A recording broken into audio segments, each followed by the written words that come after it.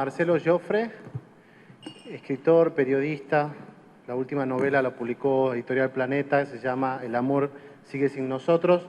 Una pequeña entrevista de 20 minutos con Luz Lascano, que es nuestra encargada de comunicación. Y aprovecho para invitarlos que la cena de fin de año de la Fundación va a ser el viernes 27 de noviembre y está confirmada la presencia del expresidente de Uruguay en la calle. Así que espero nos puedan acompañar. Después va a estar toda nuestra información en las redes, como siempre, en la página. Así que espero... Bueno, también va a haber otros invitados, así que ya le vamos a informar oportunamente. Bueno, buenas noches a todos. Mi nombre es Luz Lascano, formo parte del staff de la Fundación Federalismo y Libertad. Y bueno, gracias a José Godoy, que me dio el honor de poder presentarlo, bueno, a Marcelo Joffre. Bueno, él es escritor, periodista, abogado, graduado de la UBA, vive en Buenos Aires, fue colaborador de los diarios La Nación, Los Andes de Mendoza, El País de Uruguay e Infobae. Actualmente escribe en el diario La Gaceta de Tucumán y Perfil. Compartió la conducción con Juan José Sebrelli hasta el año 2012 del programa de televisión Agua Fiesta. Por favor, lo recibamos con un fuerte aplauso.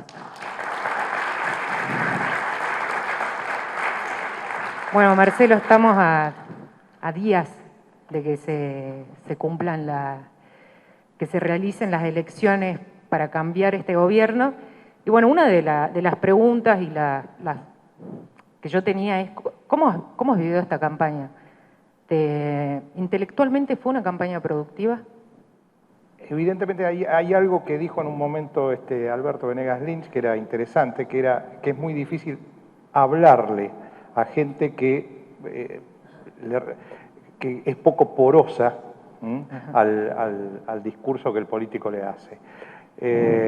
Si se le dicen ciertas cosas que efectivamente se van a hacer y la gente no está en condiciones de recepcionar eso, no es porosa eso, pero se sabe que eso es lo que hay que hacer, entonces la pregunta es ¿cómo hacer para llegar al poder si no se le puede decir la verdad a la persona que al político lo tiene que elegir? Y acá es justamente donde empieza todo este tema cultural, ¿no? que un poco da título al panel, porque cuando hablamos en realidad de cultura, podemos hablar de cultura en relación con un gobierno, podemos hablar de dos cosas. Una sería la producción cultural, es decir, podemos hablar, cuando decimos producción cultural, los libros que se produjeron en determinada época, podemos decir las películas que se hicieron en determinada época, o las obras visuales, es decir, las pinturas, las instalaciones, etc. Pero también, cuando hablamos de cultura, podemos hablar de el peso simbólico que durante una década, 2 décadas, etc., se le fue, el peso simbólico que se fue cargando a la población. Y en las últimas, yo diría, 2 décadas, pero en los últimos 12 años, de manera sobresaliente, hay 2 o 3 cuestiones que han sido absolutamente centrales y con las cuales se ha sobrecargado, diría, a la población. Una es la famosa cuestión esta de la grieta de la cual se hablaba. Eso está en Laclau, ¿no? Ernesto Laclau,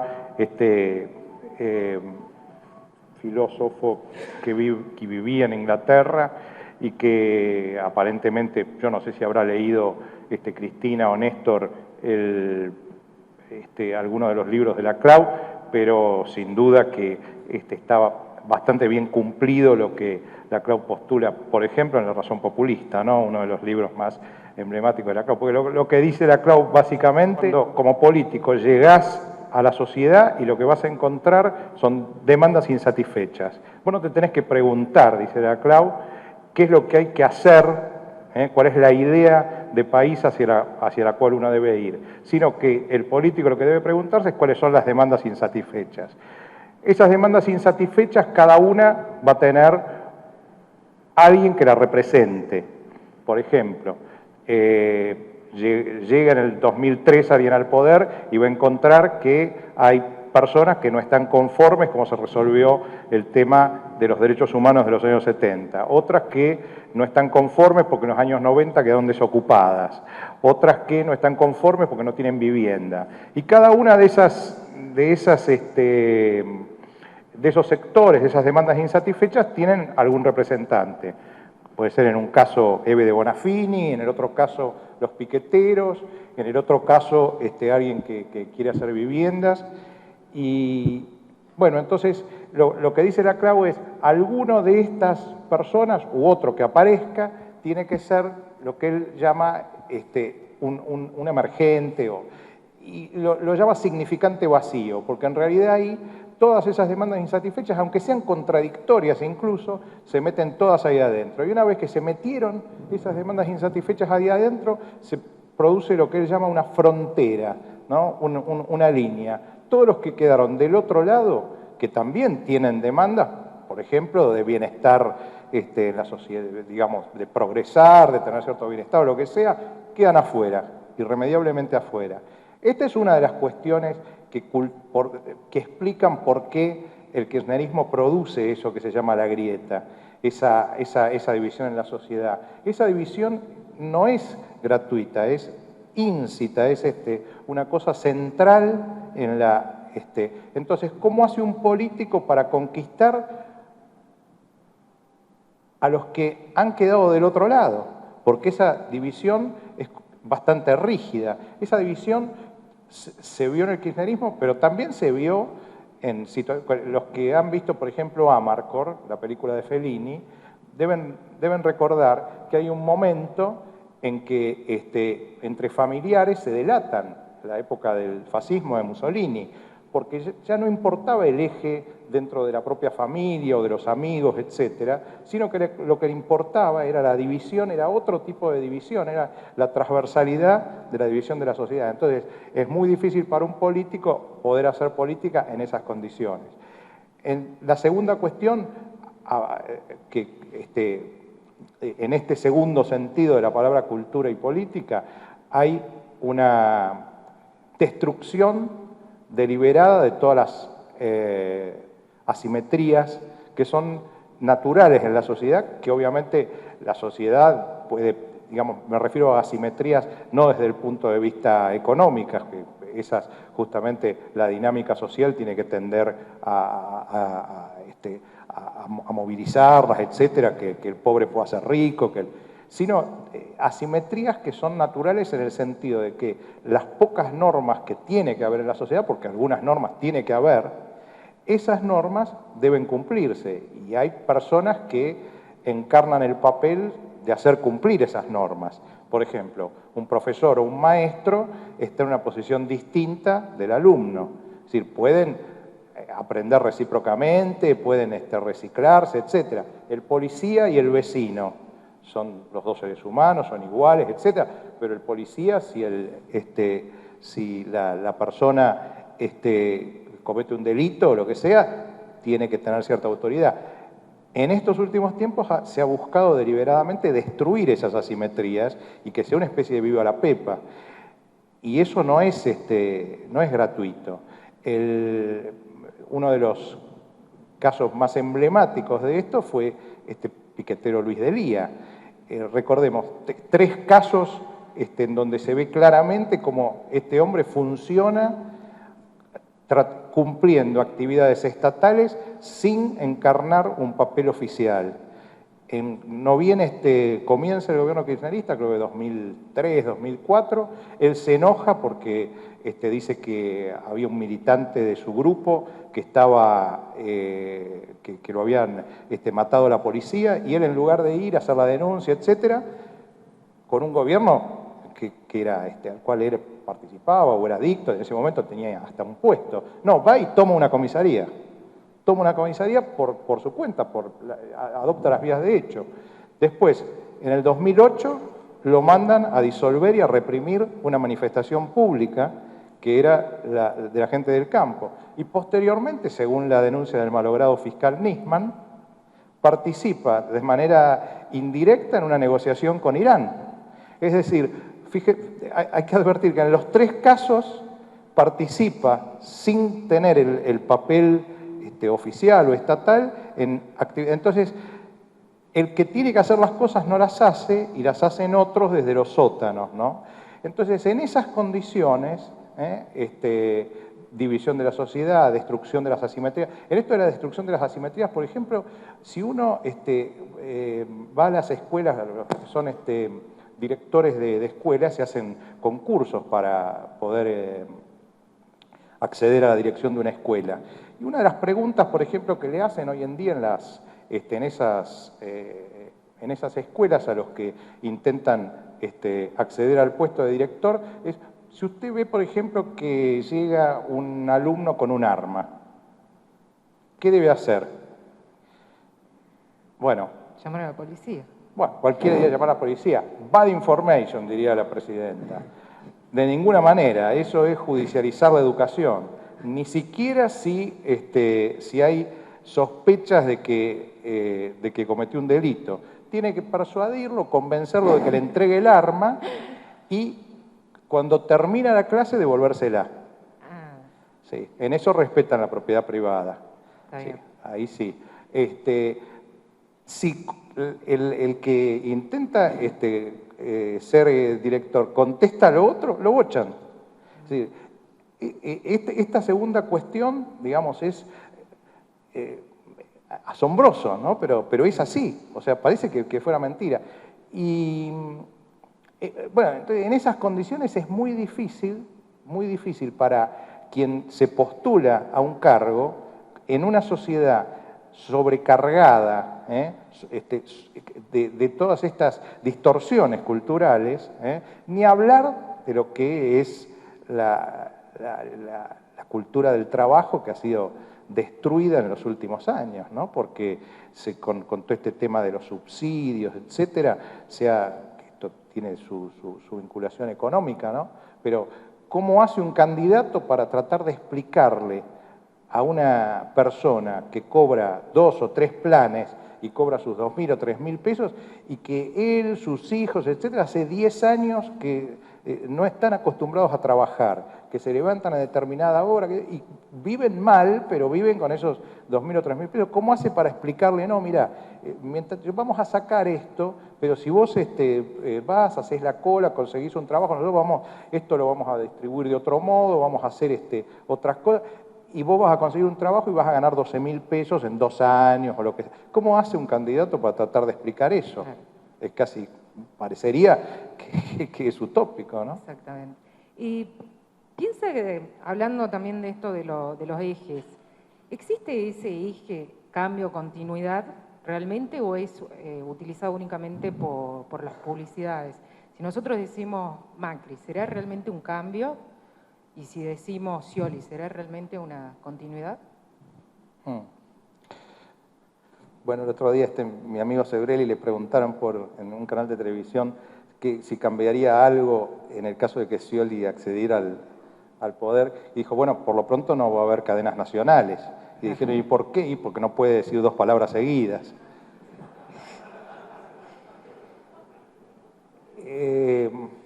Bueno, yo sinceramente, quiero ser muy sincero, el caso de Scioli me parece que plantea 3 escenarios. Uno, que sea una continuidad absoluta, que sea una especie de legado de Zanini, para decirlo, y sí, en ese sentido de Cristina. Y bueno, eso ya sabemos qué es, o sea, la continuidad ya más o menos sabemos qué es. O sea, lo que usted está diciendo que Scioli, o sea, Cristina va a gobernar a través de Ese sería el primer escenario.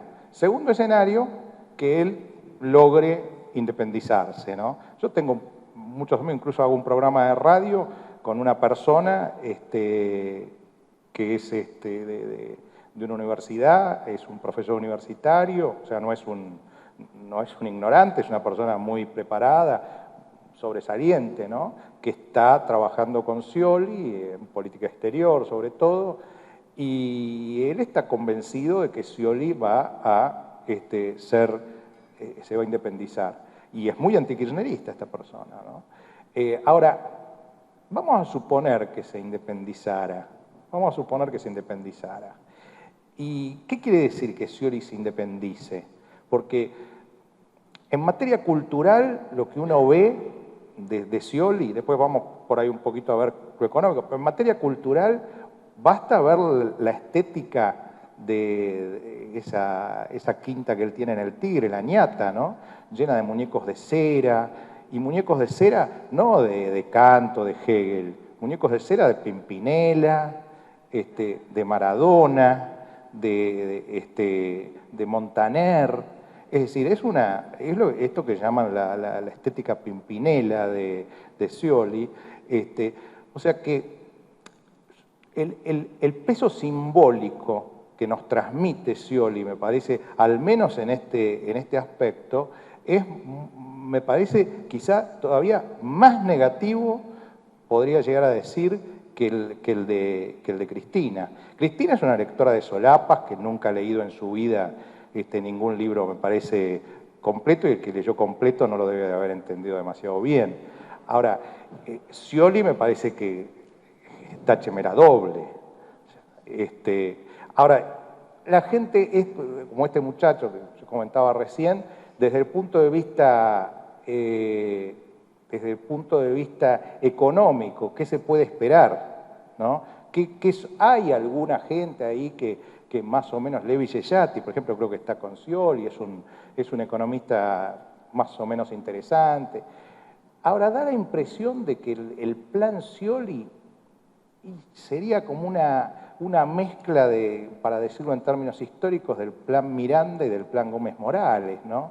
Que ustedes saben que en la primera época de Perón fueron dos etapas, básicamente. Una primera etapa que era la de Miguel Miranda, que era el populismo total, un dirigismo total, y una segunda un poquito más liberalizada, que fue la de Gómez Morales, que vino acompañada también en esa época de cierto recrudecimiento. Fue la época que empezaron a tomar créditos de Estados Unidos, que subieron al hermano de Eisenhower al balcón de la Casa Rosada, pero vino acompañada también de una mayor represión, ¿no? Las épocas en que la metieron presa Victoria Ocampo, que bueno, hubo...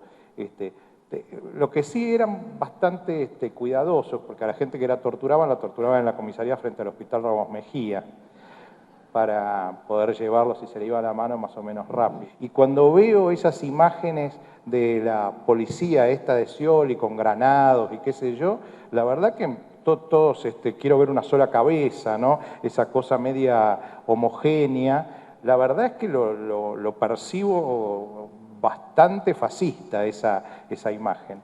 Y queda el tercer escenario, que quizá sea el más inquietante, que es 2, 3, 4 años de mandato de Scioli con una pelea interminable del kirchnerismo y el sciolismo, ¿no? Así como hubo en algunas etapas pujas internas que fueron desangrando a los gobiernos, una puja interna de esas características, aguantarla 2, 3, 4 años podría ser catastrófico, me parece. Del otro lado me preguntabas en el caso del macrismo. Sí. En el caso del macrismo, es una fuerza que la conozco bastante bien porque incluso en otras épocas colaboré en la legislatura, hice algunos aportes.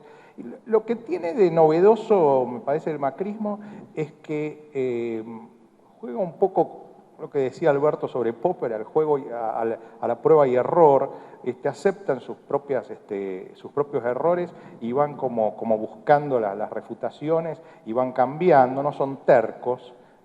Recuerdo, por ejemplo, una anécdota que, no sé si está Tallofre por ahí, no le va a gustar porque le gusta fumar en los lugares. Yo redacté la ley como era jefe de asesores del bloque en la legislatura de la Ciudad de Buenos Aires, y redacté la ley para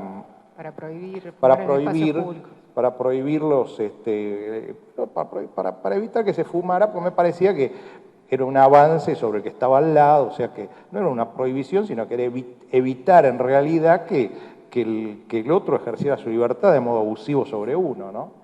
Entonces la presenté,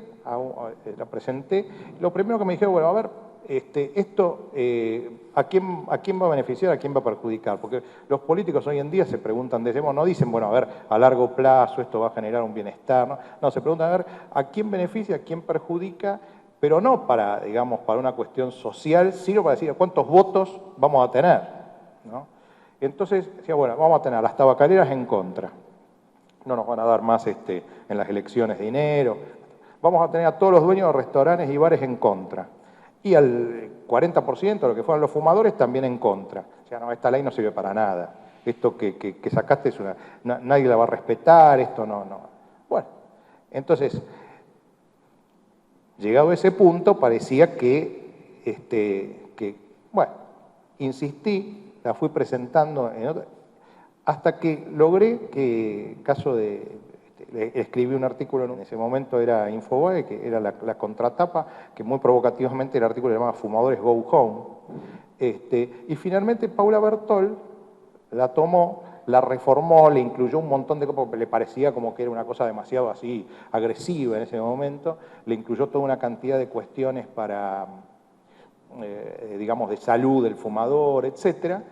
Y la ley salió y tuvo un éxito extraordinario, porque hoy, del mismo modo que a nadie se le ocurre fumar en un avión, a nadie se le ocurre fumar en un bar o digamos, y hoy ya lo tenemos como incorporado eso.